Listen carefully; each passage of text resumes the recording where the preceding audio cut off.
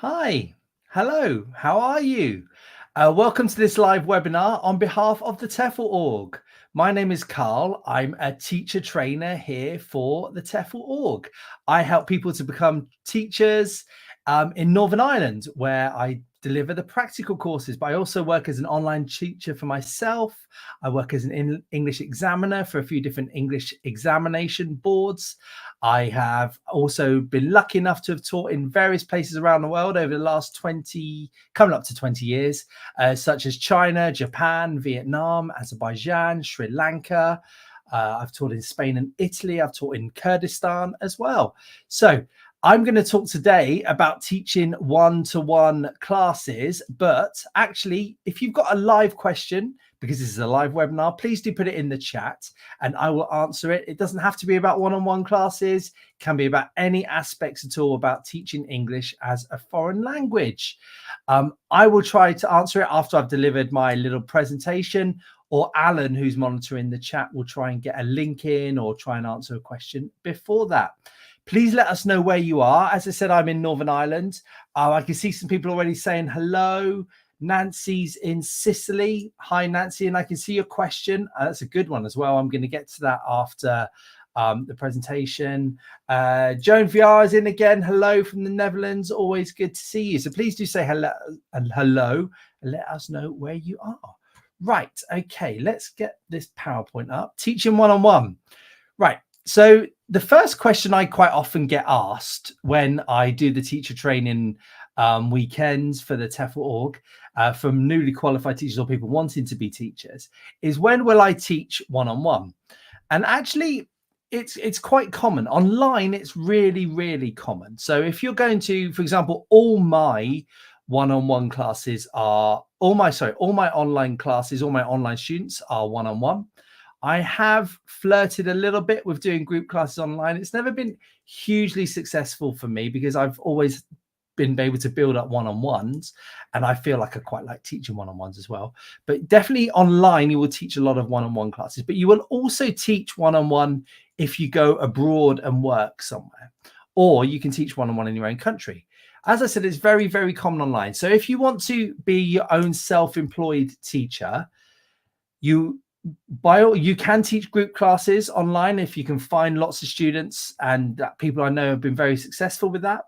But if you're sort of marketing yourself and you're trying to find your own students, and I've done webinars where I talk about this and how to do it, then it's really, really common to have a one-on-one person who you help. Because the reason being is that students quite often that want one-on-one classes want very specialized lessons. So I get people coming to me, for example, to not just pass a test such as the IELTS test or the Trinity test or the Cambridge test. I actually get people coming to me and they say they want help with the listening test to get to a certain grade, the listening aspect of a test. They don't necessarily want help with the whole test, although that does happen, but they tend to want quite specialized. They don't need to have lots of lessons for that. It's quite important to them. It's sort of holding them back from a stage in their life, so they'll willingly pay for one-on-one lessons. Same with things like business English and academic English. I've had people contact me and I've delivered lessons in that because they want very specialized help with, for example, paragraphing in academic writing, or they want help with writing Facebook posts for marketing, for example, that kind of thing. Parents also pay for one-on-one lessons because they want a special lesson for their children. So rich parents are willing to throw money at their kids. And if they feel that their kid needs some special help to get on in school, to pass some exams, to study abroad, something like that, they're willing to pay money for that kind of thing. Language schools around the world also take on one-on-one students. So, for example, I worked for a language school in Azerbaijan, and that school took on one-on-one students who were happy to pay a bit to have their own private lessons. And language schools like it because they can sometimes make a bit of money out of them. You can also find local to you one-on-one. So I'm here in Northern Ireland. I've had people find me who live in Northern Ireland who want to pass a certain test or who want just some English to help them with living in the UK. and they've contacted me, and I've just found them, and we've gone and had lessons in a Starbucks, or we've had lessons online, whatever it might be, just to pass that test. And I'm sure wherever you are in the world, such as the Sicily, Netherlands, Northwich, Lincolnshire, Steventown, just reading there, wherever you are in the world, you will find people locally who want to learn English and want some one-on-one lessons. More common than you think. Right, so then people ask me, what should you teach? What should I teach in one-on-one classes? And the key part of doing one-on-one classes is to do something called a needs analysis. Now, again, I've done webinars where I talk specifically about needs analysis. I think they're quite important. But basically what this is, it's where you talk to the students. If you do it in a group, it would be students, but one-on-one, obviously a student, and you find out some information about them. And from that, you then go forward with what that needs analysis will tell you what it is you will teach for the next number of weeks you're with them. And these are some of the questions that you would ask them. And the quite common one to ask them is, why are they learning English? So the reason why you'd want to ask this in a group is because you'd want to sort of feed information in to try and keep the group as a whole happy. Because if one wants to improve their speaking, one wants to improve their listening, one wants to improve their writing, you just do a little bit of everything, everyone's happy. And you can say, look, well, people said they wanted to do this, some help with their speaking, so this activity will help for speaking. Now, if you're doing it one-on-one, you can really nail down why they want to do it. And they will probably say something like, improve my speaking. Okay, that's fine. But there's lots of different skills in speaking. What exactly aspect of their speaking do they want to improve? So do they want to improve their pronunciation? Do they want to improve their fluency? Do they want to improve their grammatical accuracy? Do they want to improve all their vocabulary? And they might say, yes, I want to do all of that. And that's fine. But once you start speaking to them, you actually realize their vocabulary is not too bad. I don't need to spend too much time on their vocabulary, or their grammatical accuracy is pretty bad. I need to spend more time on that. This is the important one, though, I think, is, and you say, what is your final goal when teaching one-on-ones? Because yes, I want to improve my speaking, but they might want to improve their speaking in order to pass a test, which will allow them to go to university, which will then allow them to come home and get a better job, something like that. And actually, they're not trying to improve their speaking. What they're trying to do is pass a test, an English test, and you would work towards passing that test. You can also ask them what your strengths and weaknesses are. Very often students, especially from the East Asia, will say, I don't have any strengths when I'm speaking English in perfectly good English with great grammar. But, you know, it's always nice to ask them and say, well, I actually think your speaking's not too bad, or I feel your listening seems to be okay. What are their weaknesses? And you work towards that, because that tends to be, if you're keeping them happy by working on their weaknesses, they will stay with you for longer and maybe pay you more lessons. And then you should also check their skills. So you might give them a quick reading test. You might give them a quick speaking test, a listening test, and a writing test, and just to sort of see how good each of their skills are, because then that might then feed into it. Because they might not say that their listening is bad, but actually you can tell that their listening is bad. So over the next few weeks, you will try and improve their listening. And then you build a course around your answers to these. So if their ultimate goal is to pass a Trinity exam, you do lots of activities that work towards a Trinity exam. And in the second or third lesson, you might realize that their vocabulary isn't very good on one section. So you then might add in a vocabulary bit. That's a really good thing about one-on-one, is you can really tailor your course to get them to their certain goal and to help them to pass. So you got to keep that goal in mind. That final goal with one-on-ones, I think, is very, very important. With a general English class, kids or adults, then it's not so important to keep a specific goal, unless it's a specific class, such as an IELTS class or a Trinity class. But with general English, you might not actually know the goal. You're just trying to improve everyone's general English.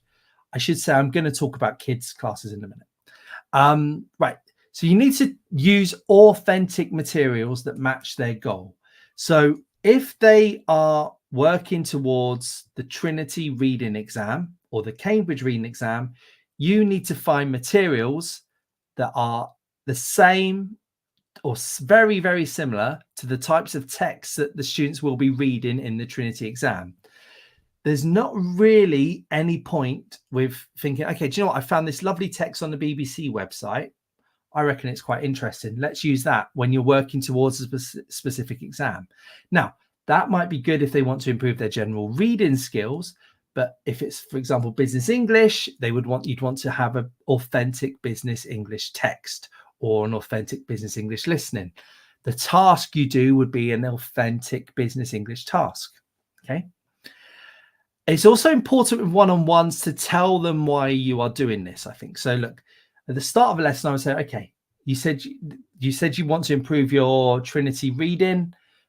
This lesson is going to show you how to improve this particular type of question on the Trinity reading test, for example. Okay. And I should say it's important to tell them because they've got to know that this is important towards their final goal. The goals are often, but not always, quite specific. So, if they want to get to, let's say, IELTS 7 or IELTS 8, it's very, very difficult to get to that level. But there's no point really, unless they've got a lot of time and they're willing to spend a lot of money on these one-on-one classes, there's no point sort of giving them things that are aimed at sort of IELTS 5, IELTS 4, because that's a big old jump to get to IELTS 8. So be as specific as you can. If they want to pass their IELTS test or their Trinity test or their Cambridge test, they've probably got a grade in mind or a specific paper in mind that they want to do. And that's important. And if you've got this goal and then you sort of go on a big old tangent and you start talking about something that's nothing to do with a goal, and that takes up 20 minutes of the lesson, it can be seen as a bit of a waste. However, you might want to go with them on some specific tangents if their vocabulary is bad or their grammar's bad, but you sort of going all over the place with your lessons isn't really going to help them with one-on-one classes. So what are some of the theories about one-on-one? So basically keep to the same communicative ideas. I've observed one-on-one classes that are quite quiet, where the teacher's not really talking that much, the student's not really talking that much. There's quite a bit of reading and writing going on. And, if their goal is to improve their reading and writing, fine. But if their goal is to sort of improve their speaking as well and that kind of thing, then you've got to keep to communicative ideas. And what does that mean? Communicative ideas, you'll learn that on one of our courses. Basically means them engaging a lot with the language, especially through speaking. So even if it's a writing lesson, should still be a fair bit of speaking in the writing lesson. You be the partner. So if you've done one of our courses, we might say to you, okay, right, now you have to put them in pairs and they have to talk about it in pairs. If it's one-on-one, you sometimes need to be the partner. You need to work with them to communicate and to talk something out. Get them to talk through their ideas as well. So you've put an activity in front of them, give them a minute or two to read it. Say, okay, well, what do you think about this one? What do you think that verb ending is this, or do you think it's something else? Get them to talk through their ideas. Also in one-on-ones, it's important to allow them time to think. In a group class, they do spend a little bit of time just thinking to themselves. They can sort of escape a little bit in their head. If in a one-on-one class, if you're on them all the time, getting in their face and asking them, what do you think? Why are you doing that? It can be a bit tricky. So give them a little bit of time to just sort of think to themselves. Make sure the text, and by text I mean listenings and readings, make sure that they are quite interesting with one-on-ones. If you're putting in boring listenings and boring readings in front of them that have sort of nothing to do with them or the thing that they're aiming to get, it's quite an easy way to lose your one-on-one customer. So make sure it's quite interesting, that can then lead to sort of speaking activities or writing activities. In a group, if you put a text down, you might find 2 or 3 out of 20 that find it interesting, and you can sort of go from there. If it's one-on-one and it's not that interesting, it's a little bit tricky to keep it all together. Now, if you've got a very young learner, one-on-one, that says one-one-one. What I meant one-on-one there, sorry. First thing I should say to you is drink a strong coffee. I have not had this online, but I have had it one-on-ones in a language school. And by very young learners, I'm sort of thinking about kids that are 5, 6, 7 years older, sometimes younger than that, online especially. If you've got some that, drink a strong coffee because you are going to need some energy. Okay. If a student is young, you've got to somehow bring out your inner child. So I think if you've got a group of students, you've got to be this sort of strongest teacher at the front. If it's one-on-one, you've got to bring yourself down a little bit to their level. You've got to be willing to sort of have a bit of a joke, because you might be doing things like singing together. Ba ba black sheep, have you any wool? You know, that kind of thing. I've sung that in a class. You got to do it. You might need to play games together. So if it's not online, you know, you might have a little game out on the table and you're playing it all together. Very, very nice. If you're doing one-on-one, you might have a little game online, something like that you're playing together. You know, hangman, you might have to just pretend that your English is sort of basic level to play the game to get through it. Lots of reading stories to them. You can do that, as I said, on a webinar where it talks about kids. You can do that by holding up a book online, or you can do it through being in a classroom together. Teaching lots and lots of words, get them to repeat words, get them to do activities with words. That kind of thing is very, very common on one-on-one. I can see some nice questions. David, thank you for your question. Nancy, thank you for your question. Plague von Karma, thank you for your point there. If you've got anything you agree or disagree with me, please do put it in the chat. If you've got any questions, also please do put it in the chat. If you've got older young learners one-on-one, so I'm sort of talking about sort of 8, 9, 10 upwards. Again, something that I've had to teach. Keep the lesson sort of interesting for them. So by that time, they sort of have hobbies that they quite like and they have opinions about. They have music lessons, music artists that they like talking about. It might be sports. I really do think with kids, young learner classes, you know, you've got to try and get in. So not every lesson has to be about Lionel Messi, but every now and again, throw in a lesson about Lionel Messi if you've got a football mad teenager. Okay. Get them, if they're a bit older, producing a lot of language, and get them error correcting.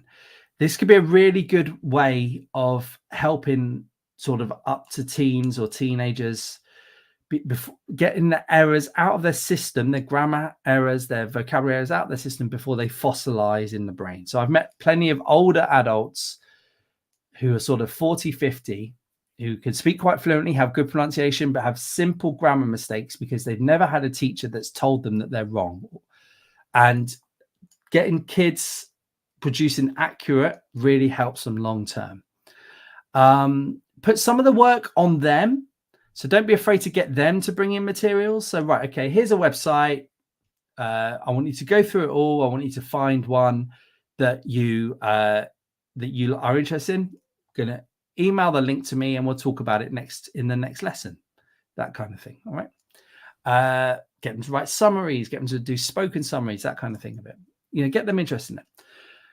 Beware of safeguarding issues. So I remember very clearly in a Southeast Asian country, I had to do a one-on-one lesson with a 14-year-old girl, which wasn't probably an ideally picked teacher, but we weren't a particularly large language school at that time. And the room they had given me was a very closed-in room with no windows looking in, no doors, you know, no sort of glass on the doors, that kind of thing. For myself, I just feel like you've got to protect yourself a bit as a teacher in moments like that.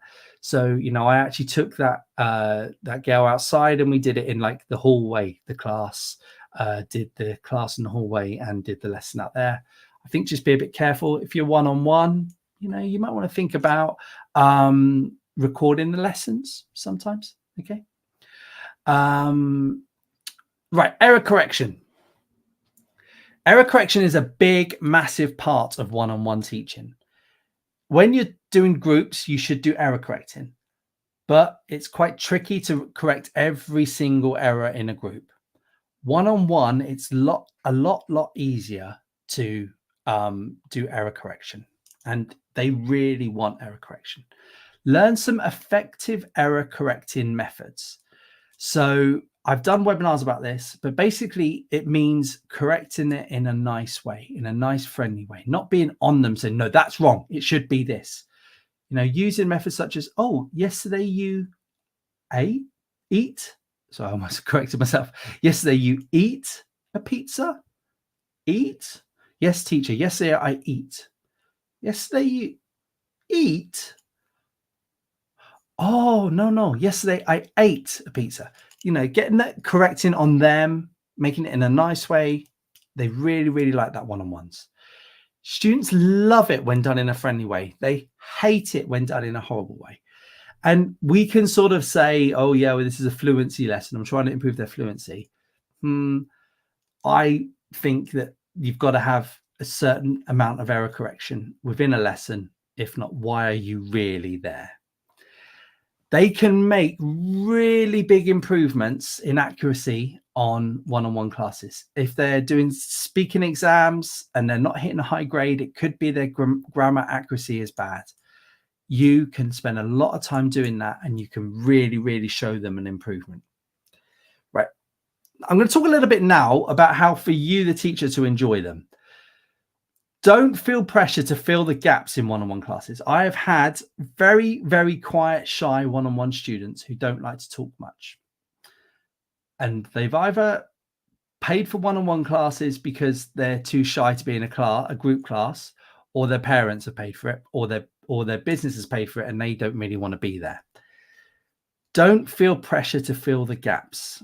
You have got to sometimes ask a question and then just wait a little bit. They still don't look like they're going to answer it. Ask it again, rephrase it, that kind of thing. Don't feel the pressure because it turns into a lecture. And also they realize from the start that you are going to actually do the work for them. If on a one-to-one lesson, if they take you on a grammar tangent, or they take you on a vocabulary tangent, and they'll be like, oh, well, actually, do you know what? I've seen this grammar point and I wonder what can we, what's this about? Go with them a little bit because it's important to them. If it's a grammar point that you're not sure about, then do that old classic one that I always say. So, well, actually, today we're not talking about that grammar point. We're talking about this one. But if you can go with them, do it. Or sort of say, oh, do you know what? We'll talk about that in the next lesson. Okay. Take on the challenge. One-on-one is a big challenge sometimes. Doing it, it will help you make money online. If you go abroad and you find your own one-to-one customers, it will help you make money. It's a really good skill to be a good one-on-one teacher. You can really get to know a student this way. It's in group classes, you might have 20 people. It's quite hard to get around them all, get to talking any in depth. One-on-one, it's a really good way to learn about culture, ask their opinions, to be friends, to be nice with them. Yeah. I've taught in countries where people are very, very scared to give their opinion out loud because they don't want to be told off. They don't want to be reported to the police for saying something bad about their country, something like that. One-on-one, they are happy to talk. It's good fun. Right. If you do have a loop of students and you're doing a one-on-one, how to keep them coming back? Because you want them to pay for more lessons, basically. Show them how they have improved. So, if it's a series of writing, show them how their writing is better a couple of lessons in. If it's speaking, get them to record themselves and say, look, you used to do this error. You now don't do that error. If you're working towards a reading test, give them another reading test, show them how their marks have improved. Show them how they have improved. Make them an enjoyable experience, these lessons. Make the lessons an enjoyable experience. Don't just sit there and work through a textbook. Have a little bit of fun with each other. Be a bit nice to each other. Always work towards the goal. If they think you're going off the goal, if they think you're just not really working towards a certain thing, they won't pay for any more lessons. Keep the lesson energy high. What do I mean by that? I don't mean, get a one-on-one dancing and that kind of thing. But keep the activities important. Keep the lesson, keep the energy sort of going on the activities you're doing, in the conversations you're doing. Keep it happy. Thank you. Right, let's get to some of these fantastic questions. Please, if you do have any more questions, do put them in the chat and I will get to more. Any other points? Yes, Alan's also put in a very good link to something that I should have said, which was a great blog page that's been written recently about how to be a private TEFL tutor. Really worth a read, that one. That was a good one. Hi, Nancy. Thank you. I hope you're still with us. Would I consider this as an appropriate niche? Cambridge English young learners ages 3 to 15 teacher. I think you could word it better. I like the idea. I want to continue teaching children under 15, but is that too small of a range? Add another niche? No, I think that's fine. The narrower the niche you go, the better. Now, why do you need a niche? I've spoken about this before. A niche helps you with your marketing in order to get students. This is if I'm guessing Nancy wants to be a one-on-one online teacher, find her own students. If you have a niche, students are more likely to be able to find your website. If you go online and you like, Google has lots of tools to help you see what people search for. People do type in things like improve your English online, improve my English online, something like that. But there will be hundreds of websites that do that. And you'll also be fighting against a lot of big companies such as the British Council, established websites such as One Stop English, that kind of thing there. Whereas if somebody types in pass my Cambridge English young learners age 3, they're more likely to find Nancy than they are to sort of try and find some website. So if Nancy gets her search engine optimization going, if she's active on Instagram, Facebook, that kind of thing, I think that could definitely work. Now, so that's that. I guess that's what you are. You are the Cambridge English young learners age 3 to 15 teacher. Fine, Nancy. So what you'd probably want to make your niche something like pass the Cambridge English young learners test, something like that. Get that a bit more in. Ages 3 to 15, all that sort of thing. You can get in that as well. But I actually think that's a good one, Nancy. Yeah. Good luck. David, hi. If you are asked to teach one-to-one, face-to-face, where do you conduct the lessons, especially if you're on a small flat abroad? Interesting one. So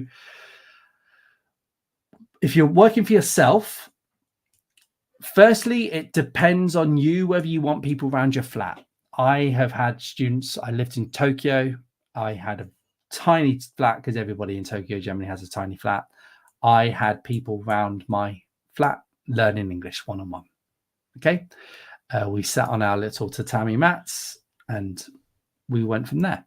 I personally had no problem coming around with people coming around my house. I know that people might, and I can totally see why people might. So I also know people who did one-to-one classes where they met in little cafes. I know people that sort of hired rooms in libraries or meeting rooms, that kind of thing. I think all that sort of thing is really, really useful. Okay.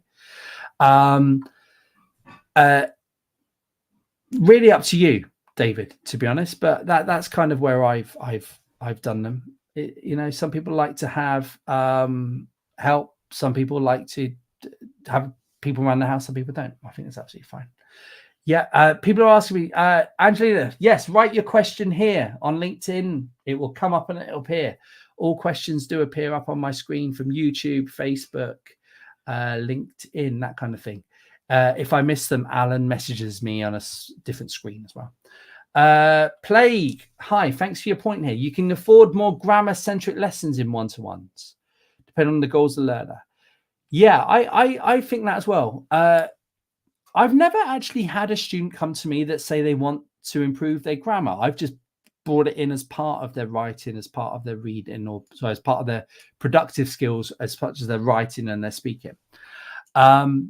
Yes, though, I really do think that it kind of goes on with the error correction that I was talking about. If they are consistently making similar mistakes with a certain grammar point, then you might want to do a specific grammar lesson on that one.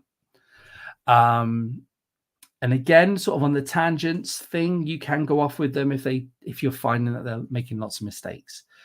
I'm glad you've had lots of success. I think that's a great part of being one-on-one. David, hi. Are learning the lyrics to some pop songs popular with older students for learning general English? Yeah, students love pop songs. They do. Be prepared for them to dismiss your bad taste. If you can get around that, it's absolutely fine, I think.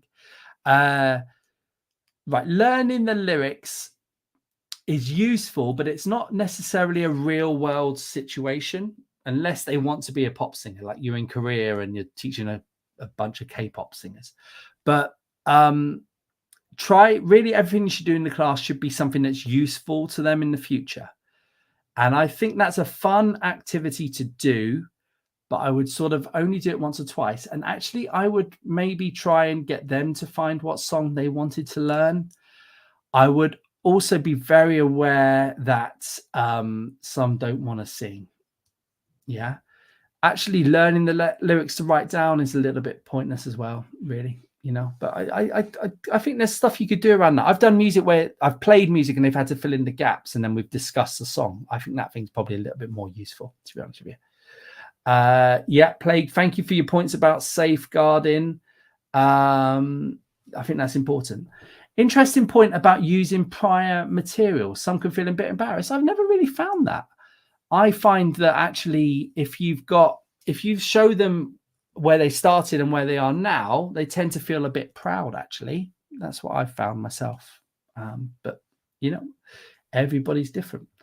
Yeah, and going to people's houses isn't the worst. I was going to mention that. So if this goes back to the question before where people ask, where do you have the lessons? Right, you can go to a student's house. And I know people that have done that.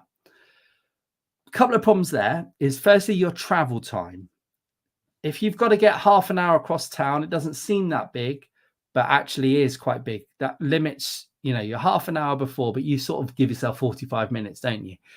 You want to get there about 5 minutes before. All of a sudden, a 1 hour lesson is now 2 hours. You're not getting paid for the second hour. And who's going to pay your traffic? Who's going to pay your transport? That kind of thing. Now, if they're 100 meters down the road, fine. But I would not want to be, unless you sort of put that into your pricing, you've got a good business plan. But I would definitely be a bit wary of getting yourself all around. Yeah. Hi, Mark. There seems to be a lot of information out there about becoming a one-to-one teacher, almost too much.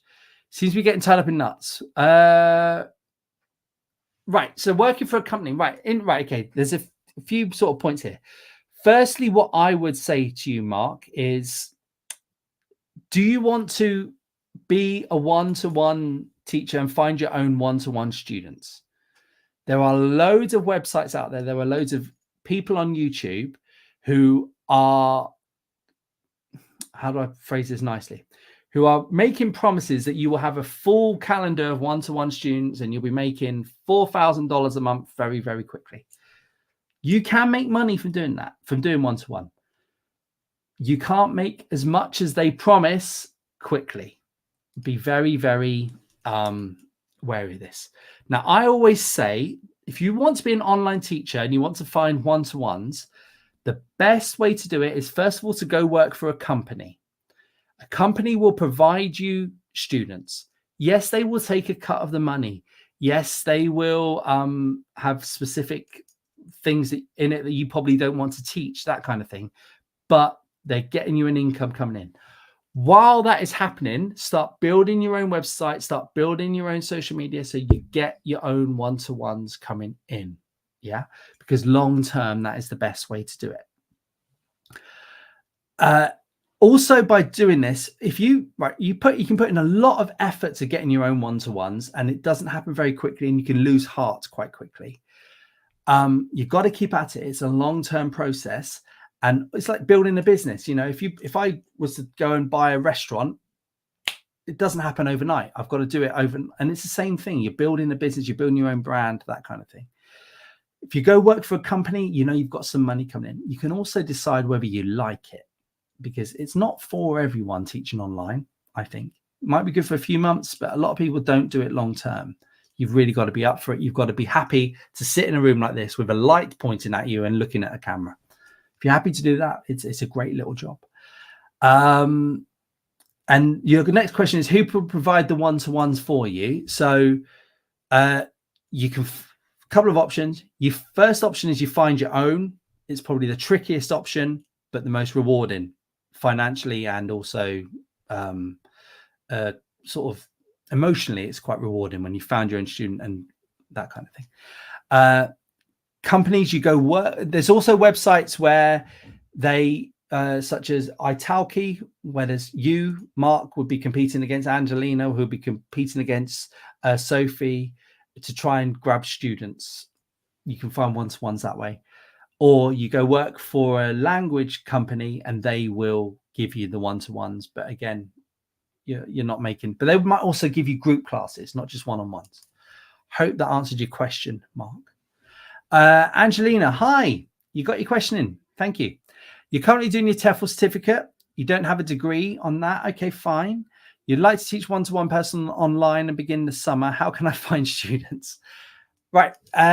So I've done webinars where I talk about setting yourself up. I would also look at if you scroll up or down, Angelina, you will see a post in there from the TEFL org, and they will say to you, there's a link to a blog that also has some information. Watch my webinar on how to market yourself and how to find your own students. Yeah. You basically need to there's a few different ways of finding your own students. Build your own website, start sorting out your own, start sorting out your social media, start learning about marketing, get students through like a marketing funnel to come to you that way. Go work for a company or go work on something like Italki, that kind of thing. That can work that. Start now if you want to be full on in the summer. Yeah. Now, I would also, Angelina, I don't know where you are in the world, but there are probably people wanting to learn English around you. So put in adverts on social media. You can put adverts for face-to-face classes. So people might, like on language exchange. So let's say you're in Berlin, language exchange is Berlin. Put that in the Facebook group. Put that in Facebook. You'll find groups, people wanting to learn English in Berlin, for example. Put posters up at universities advertising yourself. People at universities always want to learn English. Contact local churches, contact local mosques to find out if they know anybody who wants to learn English. Find companies nearby which employ a lot of people who are necessarily who need to speak English, basically. See if you can get involved with that. There's lots of stuff you can be doing. You just got to be active with your marketing, basically. Plague, hi. You like using Indeed to find summer jobs, but there are especially, yes. So there's summer work. Indeed is underrated as an EFL job finding website. Also, our website, TEFL.org, we have jobs listed on that. TEFL.com is also a good one. We are TEFL.org. There's a different company, TEFL.com. They are good for summer jobs as well. ESL Cafe is the next one. It's not so great for summer jobs, but they do have someone like that. Start looking now for jobs to work in the summer. Okay. Hi, Sophie in Georgia. Thank you for everybody that said hello, and thank you for all the questions. I'm not sure there are any more questions coming in. I think I might have covered them all, which is absolutely fine. Please, if you do have any more questions, there's a few other ways if you want to find more information. We have a TEFL group on Facebook. What is that? That's different from a page. So that's like a discussion group where there's lots of people asking questions. There's loads of people that are very happy to talk about TEFL, not just TEFL org staff. There's also TEFL org graduates and TEFL org people learning at the moment, and they're happy to answer questions. People have asked questions about jobs, all that kind of thing. It's really, really good. You can also send us a message through our website, tefl.org. You can also send us a message through Facebook. We also read all of these posts and we comment on them if there's any questions that are on after this is live. It's Wednesday afternoon UK time here. You might be watching this on a Friday morning. Still comment because we do go through and read them all. Thank you very much, everybody. Enjoyed that one. One-on-one is a great part of teaching. It's very enjoyable. It can be difficult if you've got difficult students, but if you've got a great student, it's absolutely amazing. Really do recommend you do get into it, especially if you want to sort of start getting into being a self-employed type of teacher. Thank you very much, everybody. Have a good day. Bye-bye.